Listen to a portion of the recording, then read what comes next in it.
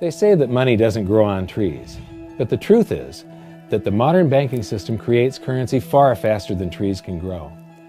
Most people don't have a clue how currency is created. Economists and bankers make it sound so complex that people think they can't understand it. But I'm going to strip our monetary system down to its essence so that you can see the scam behind the curtain and just how it affects you. Every modern society creates currency in pretty much the same way. But since the US dollar is the majority of the world's currency, I'm going to use the United States as our example. It all starts when some politician says, "Vote for me and I'll make sure the government provides you more free stuff than my opponent will." But there's no such thing as a free lunch. So to provide that supposedly free stuff, the politicians vote for the country to spend more than its income. This is called deficit spending. To pay for that deficit spending, the Treasury borrows currency by issuing a bond. So what's a bond? If you think about it, a bond is really nothing but a glorified IOU. It's a pretty piece of paper with numbers printed on it that says, "Loan me $1 trillion today, and I promise over a 10-year period I'm going to pay you back that $1 trillion plus interest." But what you need to understand is that Treasury bonds are our national debt. These glorified IOUs are to be paid back by you and I and our descendants through future taxation. Therefore, when the government issues a bond, it steals prosperity out of the future so that it can spend it today. The Treasury then holds a bond auction, and the world's largest banks show up and compete to buy part of our national debt and make a profit on it by earning interest. You'll notice that as we move through this process, the big banks are there, taking a cut every step of the way. This isn't by chance, as you'll see shortly. Then, through a shell game called open market operations, the banks get to sell some of those bonds to the Federal Reserve at a profit. To pay for the bonds, the Federal Reserve opens up its big old checkbook and writes bad, bogus, counterfeit checks that should bounce because they're drawn on an account that always has a zero balance. There isn't one penny in there. To quote from the Boston Federal Reserve, "When you or I write a check, there must be sufficient funds in our account to cover that check. But when the Federal Reserve writes a check, there is no bank deposit on which that check is drawn. When the Federal Reserve writes a check, it is creating money." The Fed then hands those checks to the banks, and at this point, currency springs into existence. The banks then take that currency and buy more bonds at the next Treasury auction. But what is a check? A check is also an IOU. When you write a check, you're making a note that says, "Here's my IOU for cash. All you have to do is go to the bank and pick it up." Now, it's very, very important that you understand this process because we're going to come back later and show you the devastating effect this has on you. The Treasury issues IOUs, bonds. The banks then buy those IOUs with currency. The Federal Reserve then writes IOUs, checks, and hands them to the banks in exchange for the Treasury's IOUs, the bonds. And currency is created. So what's really happening is the Federal Reserve and the Treasury are just swapping IOUs, using the banks as middlemen, and abracadabra, presto, currency magically springs into existence. This process repeats and repeats over and over again, enriching the banks and indebting the public by raising the national debt. The end result is that there's a buildup of bonds at the Federal Reserve and currency at the Treasury. This process is also where all paper currency comes from. The Federal Reserve and the government mistakenly call it base money because they didn't watch episode 1 of this series and they don't know the difference between money and currency. But I will correctly refer to it as base currency because it is not money. It is currency, and as we've learned, there is a big difference. Money has to be a store of value and maintain its purchasing power over long periods of time. We learned in episode 1 that earlier in our history, our paper currency was just a claim check. It was a representation for real money of intrinsic value, the gold and silver that was held on deposit at the Treasury. You could walk into any bank and slap your currency, like say a $20 bill, on the counter and redeem it for real money, a $20 gold piece. But now, this base currency that's piling up back here is really nothing but a receipt or a claim check on an IOU, that bond. So it's really nothing but a supply of numbers. The Treasury then deposits the newly created currency into the various branches of the government, and the politicians say, "Hey, thanks for that." And the government does some deficit spending on public works, social programs, and war. The government employees, contractors, and soldiers then deposit their pay in the banks.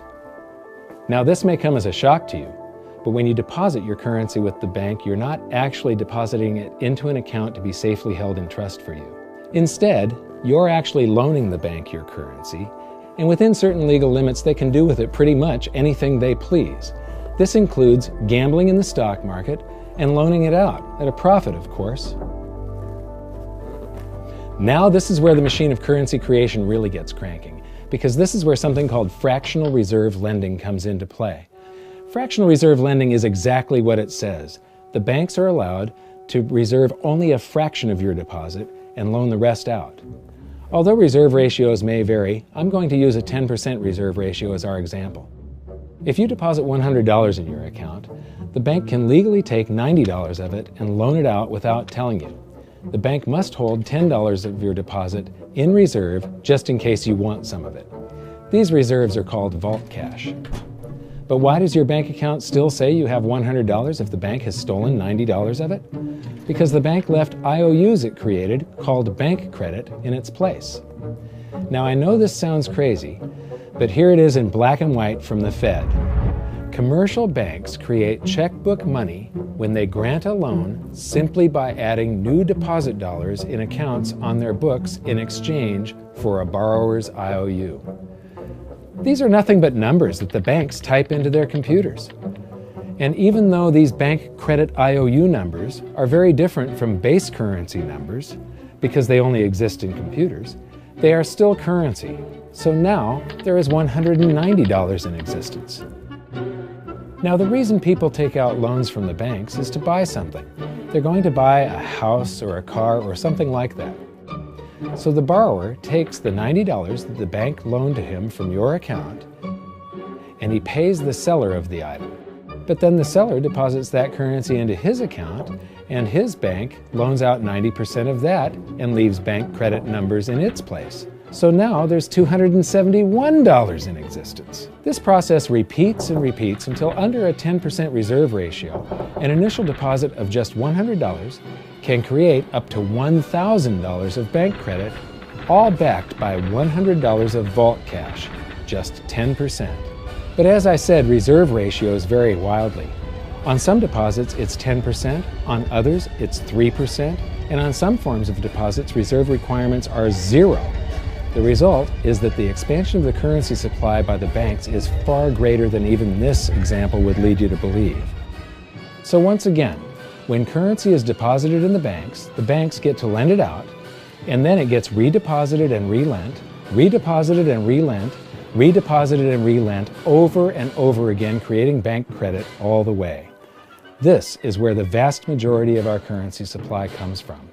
In fact, 92 to 96% of all currency in existence is created not by the government, but here in the banking system. Now, massive amounts of currency spewing into society may at first sound like a fun idea. That is, until you remember one of the most important hidden secrets of money from episode 1, that the prices of everyday goods and services act as a sponge on an expanding currency supply. The more currency we have, the more prices rise. This is where inflation comes from. The true definition of inflation is an expansion of the currency supply. Rising prices are merely the symptom. So our entire currency supply is nothing but a couple of bucks whipped up in this hocus-pocus scam where the Treasury and the Federal Reserve swap glorified IOUs, and a bunch of numbers that the banks just type into their computers. That's it. That's our entire currency supply. It's nothing but a supply of numbers, some of them printed, most of them typed, and there is nothing else. But if you thought that was crazy, get ready to enter the twilight zone of modern economics. We work for some of that currency supply. True wealth is your time, but we trade away moments of our lives, hour by hour, day by day, and year by year, for numbers that somebody printed on pieces of paper or just typed into a computer. Now those numbers represent our blood, sweat, tears, labor, ideas, and talent. We are what gives the currency its value. But here comes the really cruel joke.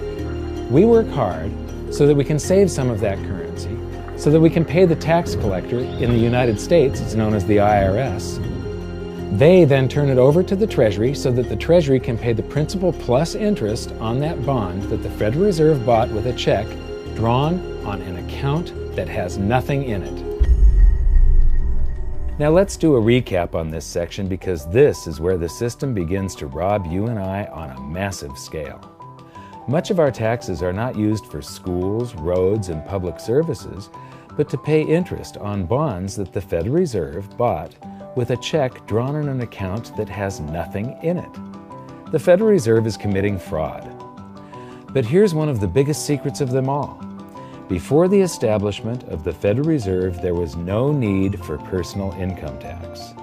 The Federal Reserve was created in 1913, and that very same year, the Constitution was amended to allow income tax. Do you really think this was just a coincidence? Ask yourself how much income tax you've paid over your lifetime. Much of it has been silently siphoned away into the hands of those who own the system. Yes, this system has owners. Who they are is an even bigger secret that we'll get to shortly. But first, we need to understand the mumbo-jumbo of the so-called debt ceiling. It's all based on a huge paradox.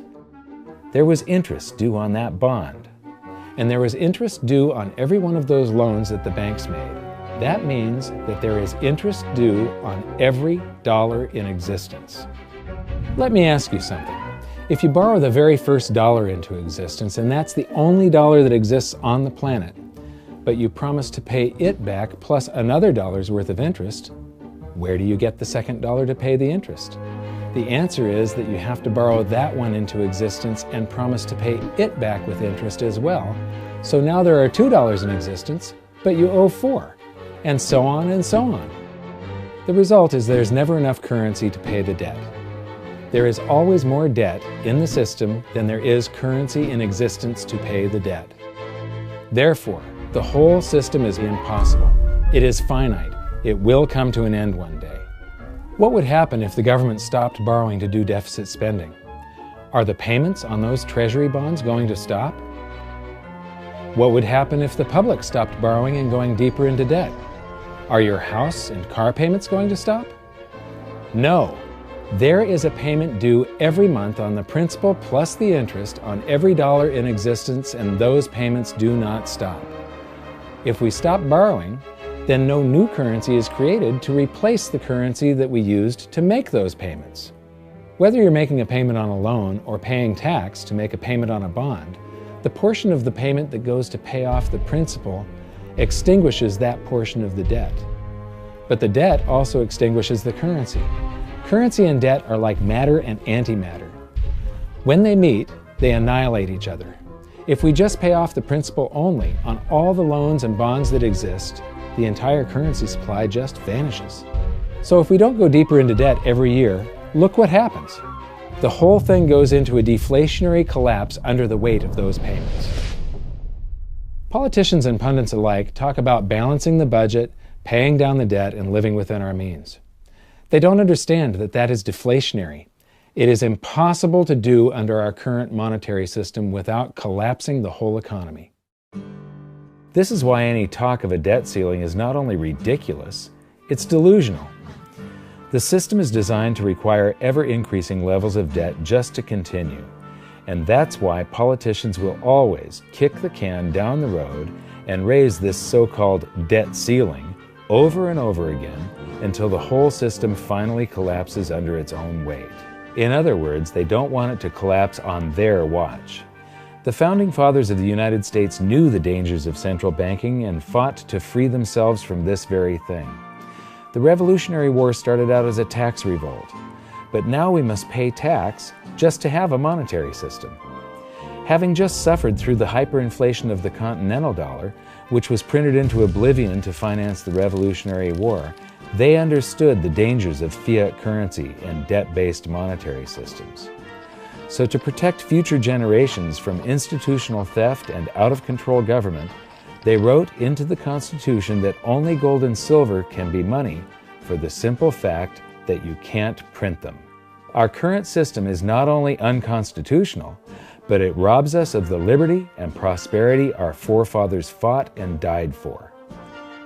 We are all feeling the effects of ignoring the Constitution right now. By forcing more currency into circulation, our purchasing power is diluted. Inflation is a slow and insidious stealth tax that is simply the result of this debt-based monetary system. This system empowers and benefits those who create the currency and receive it first, as they get to spend it into circulation before it has an effect on the economy. They're stealing purchasing power from you and transferring it to the banks and the government every hour of every day because of this false monetary system. And it's not like the people at the top don't know this. To quote the Federal Reserve, the decrease in purchasing power incurred by the holders of money due to inflation imparts gains to the issuers of money. This is a fraud. It is a pyramid scheme, it is a Ponzi scheme, it's a scam, and it's a lie. Our entire monetary system is nothing but a form of legalized theft. But here's the biggest con job of them all. The Federal Reserve is not federal, it has stockholders. There is no federal agency that has stockholders. What's a stockholder? A share of stock represents a percentage of ownership in a corporation. So the stockholders are the owners of that corporation. Therefore, the Federal Reserve is a private corporation with owners.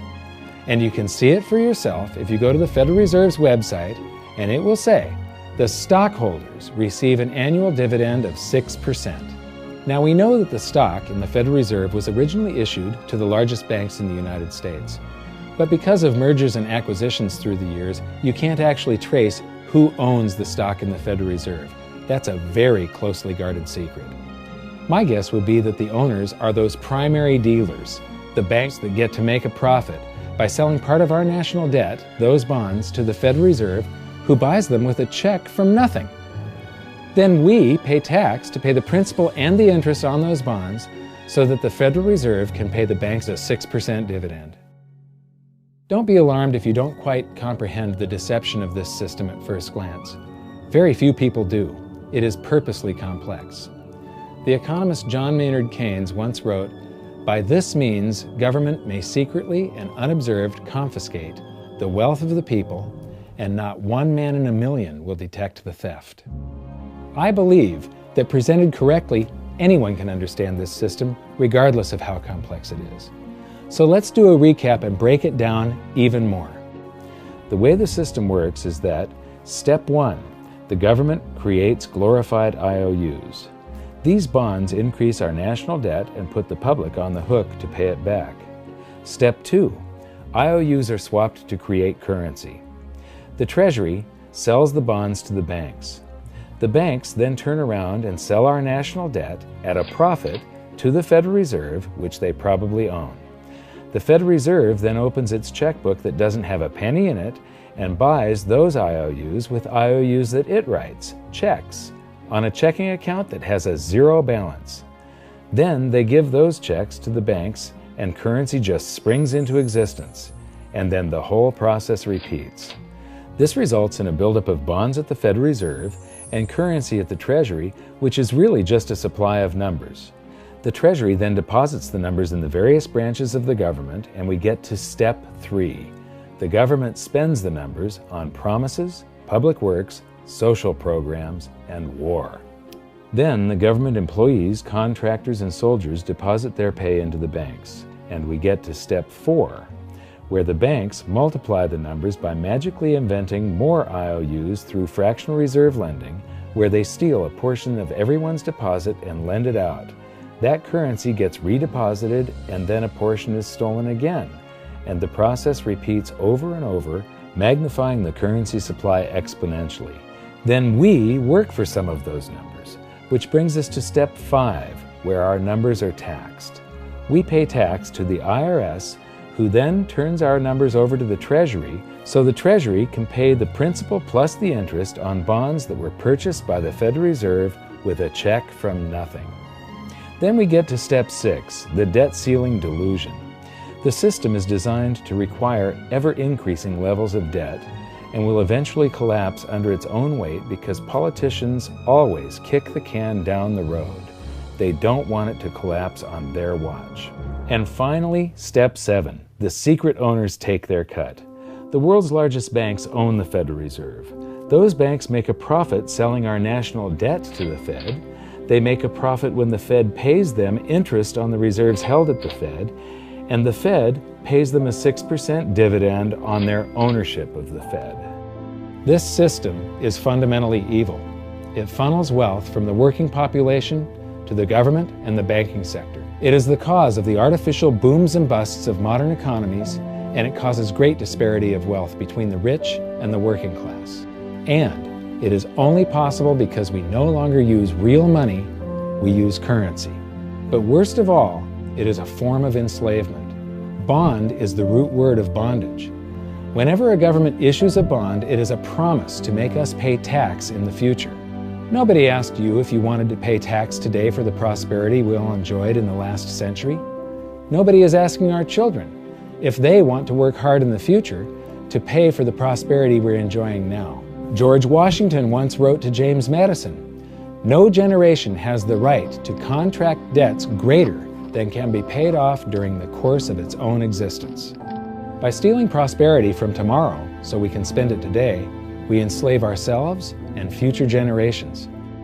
Now this all sounds pretty bad, but there is great hope, for you are the greatest threat to this false monetary system. This system relies on the public being ignorant of its workings. Please share this knowledge with everyone you know, because an informed public that fully understands the system can build a better future for generations to come.